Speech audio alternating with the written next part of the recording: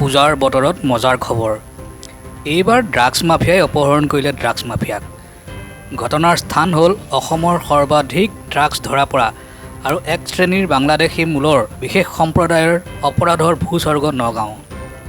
বৃহস্পতিবাৰে নিশা পুলিচে নগাঁৱৰ পৰা উদ্ধাৰ কৰে ড্ৰাগছ মাফিয়া মফিজুল হকক। আন দুই ড্ৰাগছ মাফিয়া শ্বহিদুল হক আৰু শ্বৰিফুল হকে অপহৰণ কৰিছিল আনটো ড্ৰাগছ মাফিয়াক। বৃহস্পতিবাৰে দিনৰ 2 বজাত সংঘটিত হৈছিল এই অপহৰণ কাণ্ড।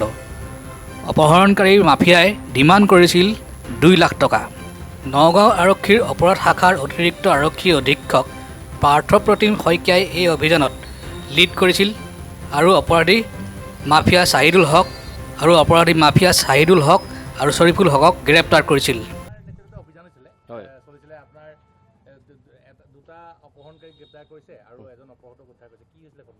হয়, এইটো আমাৰ আজি দুপৰীয়া সময়ত এটা খবৰ এটা আহিলে যে আমাৰ যোনখন ইটাপাৰা আউটপোষ্ট আছে তাৰে লাও গাঁৱৰ মফিজুল হুছেইন নামৰ ব্যক্তি এজনক তেওঁৰ ঘৰলৈ আহি তেওঁৰে মানে আগৰ চিনাকি দুজন ব্যক্তিয়ে গাড়ীত উঠাই লৈ গৈ অপহৰণ কৰিছে আৰু তেওঁৰ পত্নীক মানে ভাবুকি দি পেলাই ৰেঞ্চম ডিমাণ্ড কৰিছে।